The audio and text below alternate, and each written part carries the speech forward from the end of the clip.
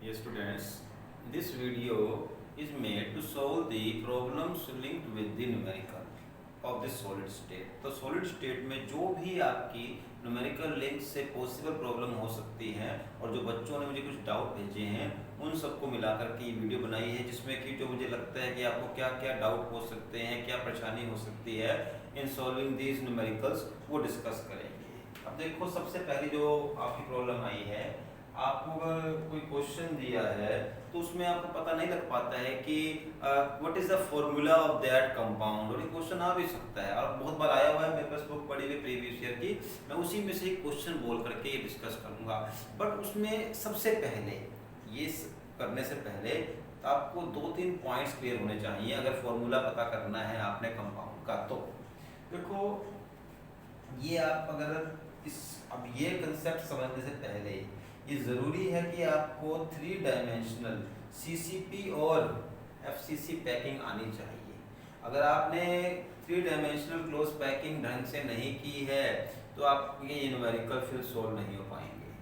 तो अब अगर आपने वो समझी हुई है तो मैं उसी कंसेप्ट पे आगे चलता हूँ। देखो, आप कितना भी ज़्यादा पार्टिकल्स को क्लोजली पैक कर लो, क्योंकि हम पार्टिकल क्या मानते हैं कि राउंड में होते हैं, जैसे बॉल्स होती हैं। अब आप बॉल्स को कितना मर्जी पैक कर लो, उनके बीच में कुछ ना कुछ स्पेस रह जाएगा। और 2 टाइप के स्पेस होते हैं, वैकेंट स्पेस होते हैं 3 डायमेंशनल क्लोज पैकिंग में। वन इज टेट्राहेड्रल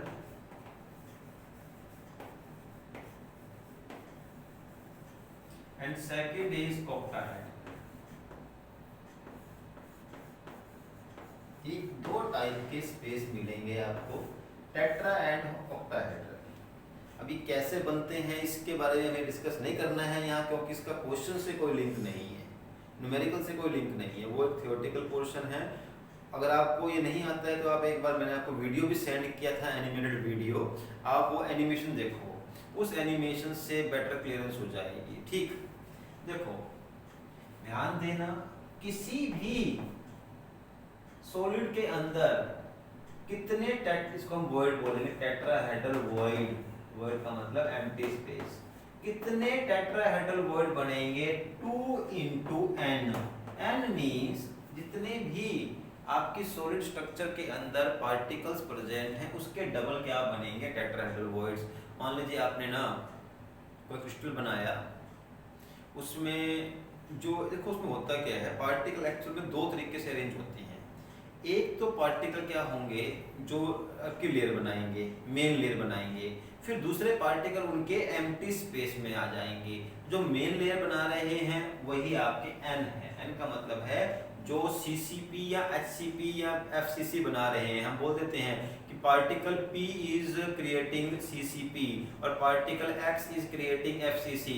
इसका मतलब वो मेन पार्टिकल्स हैं, उनको ही हमने n से शो किया है। n का मतलब है number of particles of CCP और HCP। और टेट्राहेड्रल वॉइड कितने बनेंगे? जितने पार्टिकल हैं उससे डबल। ऐसे ही ऑक्टाहेड्रल वॉइड उतने ही बनते हैं, 1 into n। जितने पार्टिकल्स प्रेजेंट हैं उतने ही बनेंगे। जैसे मान लो मैंने कहा कि P है, तो बस वहां पर भी P के, मान लो P कहा है तो 1 जो पार्ट 1 जितने P मान लो 500 हैं तो 500 ही आपके ऑक्टाहेड्रल वॉइड बनेंगे। ये सबसे बड़ी बात है, इसके बिना आपका क्वेश्चन सॉल्व नहीं हो पाएगा। तो टेट्राहेड्रल वॉइड डबल बनते हैं जितने पार्टिकल प्रेजेंट हैं, और ऑक्टाहेड्रल उतने ही बनते हैं जितना पार्टिकल प्रेजेंट है। नाउ अब मैं with the help of the previous year questions इस कंसेप्ट को क्लियर करता हूँ। एंड अगर आपको क्वेश्चन समझना है तरीके से तो मैं यहाँ पर क्वेश्चन को बोल भी रहा हूँ वर्ड टू वर्ड, आप उसको एक बार लिख लो। लिख लोगे तो समझने में आसानी रहेगी, क्योंकि जब दोबारा से इस क्वेश्चन को रिपीट करना पड़ेगा देखने के लिए आपको। बट अगर लिखा होगा तब बेटर रहेगा, अगर सुनते रहोगे तो वो कहीं ना कहीं चीजें मिस हो जाती हैं। So first right the question, what is the formula of compound in which element P forms CCP। अब देखो आप ऐसे ही करना है, P क्या बना रहा है? CCP lattice। P is forming CCP lattice and atoms of Q atoms, and atoms of Q occupy 2/3 of tetrahedral void। तो इसने 2/3 of tetrahedral हेड्रल वॉइड्स पर आ गया है टेट्राहेड्रल ही। यस, अब देखो क्या करना है, P क्या बना रहा है, CCP। इसका मतलब P जो है वो मेन पार्टिकल है N, वो N है, ठीक। अब जरा ध्यान देना, अगर P एक है यहाँ पर और Q कहाँ पर आ गया है, टेट्राहेड्रल वॉइड पर। अगर P यहाँ पर 1 होता है तो Q कितने बनेंगे, 2, क्योंकि देखो टेट्राहेड्रल वॉइड है, एक पार्टिकल के लिए डबल आएंगे। लेकिन जरा यहाँ पे ध्यान भी तो दो कि जो Q ने ना सारा टेट्राहेड्रल वॉइड कवर नहीं किया है, इसने केवल 2/3 कवर किया है, तो उसको आप 2/3 भी लिख सकते हो। यानी कि P डिवाइड बाय, तो 1 है तो छोड़ दो, तो Q क्या आ गया, 4/3। ये भी आंसर सही है, इसका आंसर यहाँ तक भी सही है। लेकिन अगर उसको और भी एक्यूरेटली करना हो, 3 को यहाँ भेज दो, तो ये बन जाएगा P3Q4, ठीक है। तो इस तरीके से आप कर सकते हो। मैं भी इसकी 5 एग्जांपल और लूंगा ताकि आपको ये पूरा क्लियर हो जाए, ठीक। एक क्वेश्चन तो ये हुआ। ऐसे ही एक क्वेश्चन और करते हैं, लेकिन आप लिखते रहना इसको, तभी अच्छी तरीके से समझ आएगा। What is the formula of compound in which the element P, again P ही दिया है, फॉर्म CCP। CCP बोल दे, HCP बोल दे, FCC बोल दे, या क्यूबिक लैटिस बोल दे, कोई प्रॉब्लम नहीं है। आप समझ जाना मेन पार्टिकल कौन से हैं, P, जो कि क्या बना रहे हैं, HCP। एंड ये क्वेश्चन देखो फुल बोर्ड में आए हुए दोनों क्वेश्चन में देख रहा हूँ अभी। And atoms of Q and atoms of Q occupy 1/3 of tetrahedral void. अब देखो कितना इन्होंने कवर किया, देखो ये 1 होगा। अब कौन से वॉइड है यहाँ पर, टेट्राहेड्रल है, 2 होने चाहिए। अगर एक P हुआ तो 2 Q आएंगे, क्योंकि Q कहाँ प्रेजेंट है, टेट्राहेड्रल वॉइड में। पता है हमें टेट्राहेड्रल वॉइड डबल बनेंगे, अगर ये P1 है तो Q 2 जाएंगे, बट इसने 1/3 ही कवर किया है, यानी कि इसको आप 1/3 करोगे तो यानी कितना हुआ, ये PQ 2/3। ये भी फॉर्मूला सही है, PQ 2/3, ऑल्दो और प्रिसाइज फॉर्म लिखना हो Q3 P2। ये आंसर भी सही है इसका। इस तरीके से करना है। आगे मैं देखता हूँ कुछ और क्वेश्चन मिलते हैं तो, अदरवाइज फिर मैं अपने आप बना के करता हूँ क्वेश्चन को, थोड़ा सा अगर नहीं मिल पाते हैं मुझे तो ऑल्दो मिलने चाहिए। ये बहुत सारे क्वेश्चन है, देखो इवन हम वो भी करेंगे कंट्रीब्यूशन वाला भी, उससे भी आपको हेल्प मिल जाएगी। और तो मुश्किल नहीं था, बट फिर भी कर लेते हैं वो भी। मैं चलो ये करने से पहले अभी करता हूँ, चलो एक क्वेश्चन भी यहाँ पे मुझे मिल गए हैं 1 2 3 4 क्वेश्चंस, बट उससे पहले ना मैं कंट्रीब्यूशन वाला कर लेता हूँ, क्योंकि उससे आपके ना ये जो थोड़ा सा कंसेप्ट अगर रह गया होगा वो भी आपको समझ आ जाएगा। देखो हमें फिर ना उसके लिए यूनिट सेल पे जाना पड़ेगा। कई बार क्वेश्चन आ जाता है कि व्हाट इज द कंट्रीब्यूशन, और उसको फाइंड भी करना पड़ेगा तरीके से। अगर 2 मार्क्स का आता है तो आपको पूरा उसको इलेबोरेट भी करना पड़ेगा। उसी से थोड़ा इस क्वेश्चन से रिलीफ बन जाता है हमारा। जैसे कि आपके पास है सिंपल क्यूबिक सेल, पूछ सकता है सिंपल क्यूबिक सेल में टोटल पार्टिकल्स की कितनी कंट्रीब्यूशन है। देखो सिंपल में कहाँ होता है, particle present only on the corner, corner पर ही रहेगा, ठीक। अब देखो ये 2D है, हम बोर्ड के ऊपर 2D ही बना सकते हैं, बट आपको मानना पड़ेगा कि जैसे आपका एक रूम है, स्क्वायर रूम है, या आप रूम ना भी मानो तो आप एक मान लो कि आपके पास एक रूबिक्स क्यूब है और उसमें स्मॉल स्मॉल स्मॉल आपके पास क्यूब बने हुए हैं। अब अगर आप एक ऐसा क्यूब देखो जो कि बिल्कुल सेंटर में है, देखो बाहर वाले को हम नहीं देख उसकी हेल्प से हम पूरा फाइंड नहीं कर सकते, जो बिल्कुल बीच में है, जो चारों तरफ से घिरा हुआ है, तो हर क्यूब जो है ना, आप ध्यान देना 7 और मींस जैसे मान लो उसका कॉर्नर है, ये वाला कॉर्नर, ये कॉर्नर जो है 7 और दूसरे क्यूब के कॉर्नर से टच हो रहा होगा, 7 और, ठीक। एक इसका तो अपना है ही है, ये वाला, ये कॉर्नर तो इसका हो गया, बाकी 7 और इसको टच कर रहे होंगे। अब इसका मतलब क्या है, जो पार्टिकल यहाँ है इसके जो, अब बाकी देखो एक यहाँ यूनिट सेल आ गया, यूनिट सेल इसके नीचे आ गया, ऊपर करते करते ये पॉइंट जो है यहाँ पर जो एटम है इसको 7 यूनिट सेल्स और टच कर रहे होते हैं, यानी कि ये जो पार्ट है इस यूनिट सेल इस एटम का कितना आया है, इसके पास 1/8। बस आपको इतना पता होना चाहिए। जो मेन बात है कि यूनिट सेल में कॉर्नर पर जो पार्टिकल प्रेजेंट होगा उसका केवल 1/8 पार्ट ही एक यूनिट सेल के पास आएगा। कोई भी यूनिट सेल हो 1/8 पार्ट ही आएगा। तो टोटल कंट्रीब्यूशन कितनी हो जाएगी? देखो 1 पार्टिकल की कंट्रीब्यूशन है 1/8 और 8 पार्टिकल्स हो गए, तो टोटल पार्टिकल्स की कंट्रीब्यूशन 1 हो गई। यानी कि दिखने के लिए तो 8 पार्टिकल्स हैं ये, बट ये अपना 1/8 पार्ट ही दे रहे हैं। टोटल पार्ट कितना हो गया? 1। ठीक, तो ये हुई SCC सिंपल क्यूब, क्योंकि सिंपल क्यूब में पार्टिकल केवल कॉर्नर पर ही प्रेजेंट होते हैं।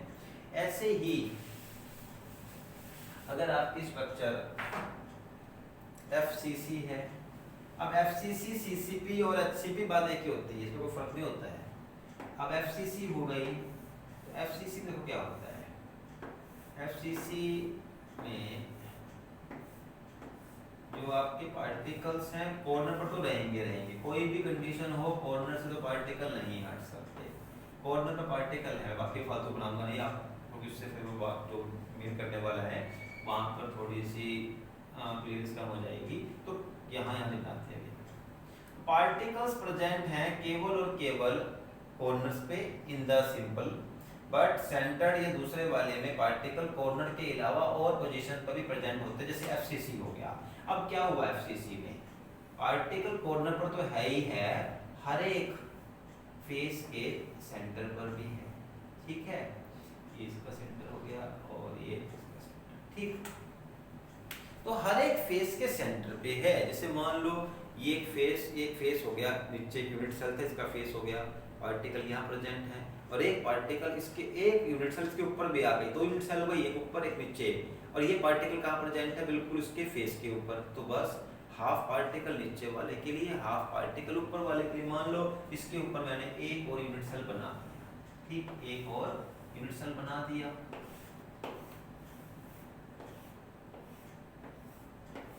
अब ये जो पार्टिकल यहाँ प्रेजेंट है फेस के सेंटर पर, हाफ तो जाएगा इस यूनिट सेल के पास, ये रहा हाफ चला गया इस यूनिट सेल के पास, हाफ आ गया इस यूनिट सेल के पास, हाफ नीचे के पास, हाफ ऊपर के पास। अब क्योंकि देखो फेस पर 2 ही आ सकते हैं, एक ऊपर एक नीचे, तो हाफ पार्ट इसको मिल गया, हाफ पार्ट इसको मिल गया। यानी कि जो पार्टिकल प्रेजेंट था फेस पर उसका हाफ पार्ट ही मिल पाया। अब दूसरी चीज, कितने फेस प्रेजेंट हैं? 6, तो 3 हो गई। यानी कि फेसेस पर कुल पार्टिकल तो 6 प्रेजेंट है, बट उनकी कंट्रीब्यूशन 3 ही जा रही है। और 3 तो फेस वाले हो गए, 1 कॉर्नर वाले, कंट्रीब्यूशन हो गई 4। FCC की कंट्रीब्यूशन 4 हो गई। ठीक, अब हम दोबारा से अपने क्वेश्चन पर आते हैं फॉर्मूला वाले, क्योंकि हो सकता है कि कंट्रीब्यूशन वाला पार्ट उनमें आ जाए। What is the contribution of a compound? You write the question. What is the formula of a compound in which the element Y form CCP? यानी कि Y जो है वो मेन एलिमेंट्स हैं। Y form CCP. Lattice and atoms of X occupy 1/3 of tetrahedral void. तो अब देखो अगर ये 1 हुआ तो ये 2 होने चाहिए, क्योंकि ये टेट्राहेड्रल वॉइड है, बट कितने कवर कर रहे हैं? 1/3। अभी किया था हमने, तो इसको आप 3 को यहाँ भेज दोगे तो आंसर होगा Y3X2। ठीक, ऐसे ही और क्वेश्चन करें तो बार बार लगभग सेम आ रहे हैं। एक मेरे पास नहीं, ये क्वेश्चन तो सेम लगभग पहले किए हैं, एग्जैक्टली सेम है, बस x को p से और q को y से शो किया गया है।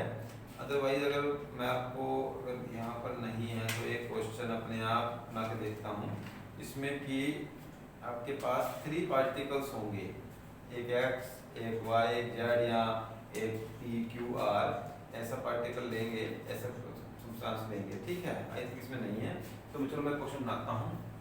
ठीक है, आप भी ट्राई करना उसको लिखने की।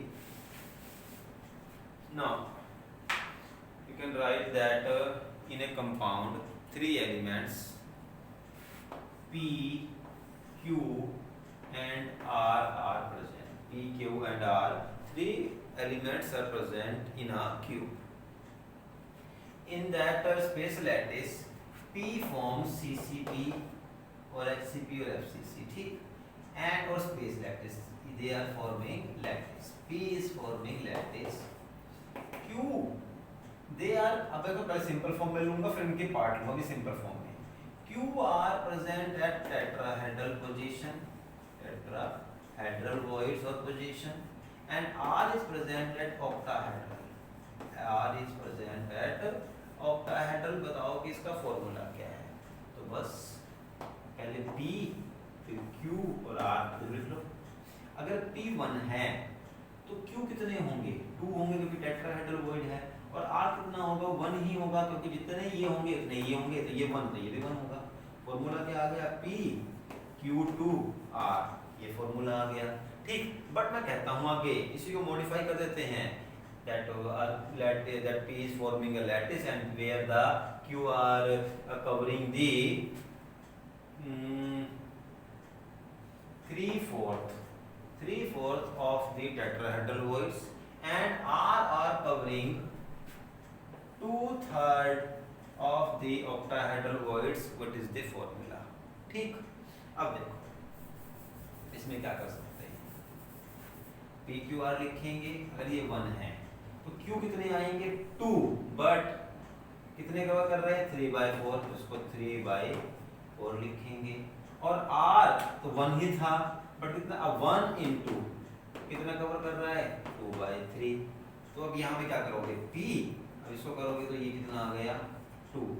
P Q 3/2 और R कितना आ गया? 2/3. ये रहेगा इसका फॉर्मूला. तो इस तरीके से आपको फॉर्मूला से लिंक्ड क्वेश्चंस करने हैं.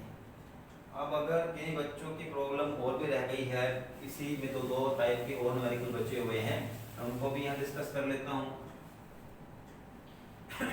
और वो ज़्यादा इम्पोर्टेंट है. देखो हमने ऑल्डोस के रिगार्डिंग एक बहुत ही इलैबोरेटिव वीडियो बनाए हुए हैं हमने, जहाँ पर हम CCP या HCP FCC के लिए हमने फॉर्मूले फाइंड किए हैं. बट फिर भी आपको अगर याद नहीं है वो, तो ये फॉर्मूला तो आपको आने ही चाहिए. जैसे कि FCC या CCP या HCP, इसके लिए फॉर्मूला क्या था? R is equal to √3 into A/4. Sorry तो BCC के लिए होगा, उसके लिए लिखेंगे हम R is equal to A/2 √2. ये हो गया आपका FCC CCP या HCP के लिए R is equal to A/2 √2. इसका मतलब इसी में ही अगर आपको A फाइंड करना हो तो A का मतलब क्या हो गया? R into 2 into, अब √2 की वैल्यू कितनी होती है? 1.414. ठीक. अगर आपको देखो अगर R दिया होगा तो आप A निकाल सकते हो CCP FCC या HCP में इस फॉर्मूले से. फॉर्मूला क्या है? R is equal to A/2 √2. और तो ये पाइथागोरस थ्योरम से हमने प्रूव भी किया हुआ है. फिर अगर स्ट्रक्चर आपकी BCC है तो वहाँ क्या होगा? √3 into A/4 is equal to R. R is equal to √3 into A/4. इसका मतलब अगर आपको यहाँ पर A ही निकालना पड़ गया तो A क्या होगा?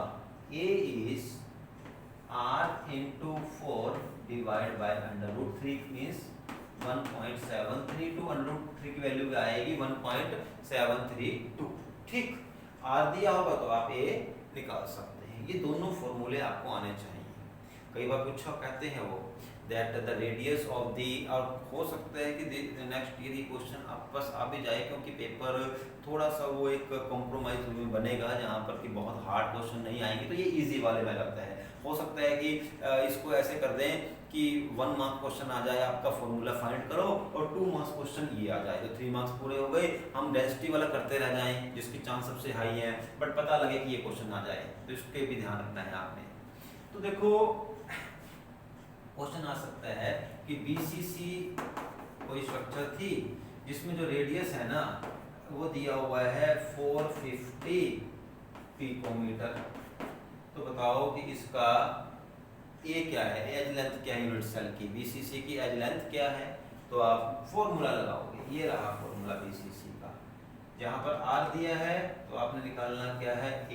अब जरा ध्यान देना क्योंकि ये पिकोमीटर पीएम में दिया है तो ए भी क्या आएगा पिकोमीटर में, तो ये क्या आ जाएगा, आर कितना दिया है 450, पिकोमीटर है, पिकोमीटर तो कोई प्रॉब्लम नहीं कुछ करने की, यहाँ picometre divide by 4 sorry multiply by 4 by 1.73, जो भी आंसर आएगा उतने पिकोमीटर जो है ए की वैल्यू आ जाएगी बीसीसी के लिए। और एफसीसी के लिए क्या होगा, वो ऐसे निकाल दोगे यार, एफसीसी सीसीपी एचसीपी के लिए ऐसे क्वेश्चन आ सकते हैं। हो सकता है कि आपको डायरेक्टली ए ही दिया हो तो आर पूछा हो तो ये फॉर्मूला डायरेक्टली आ जाएगा। मान लो ये दिया हुआ है आपके पास 7.12 नैनोमीटर, नैनोमीटर 10⁻⁹ मीटर, और सीधा नैनोमीटर कर दो आप into 2 into value of root 1.412, जो भी आंसर आएगा नैनोमीटर में आ जाएगा आपका, उसका रेडियस जो है वो नैनोमीटर में आ जाएगा। तो इस तरीके से आप इन क्वेश्चंस को सोल्व कर सकते हो।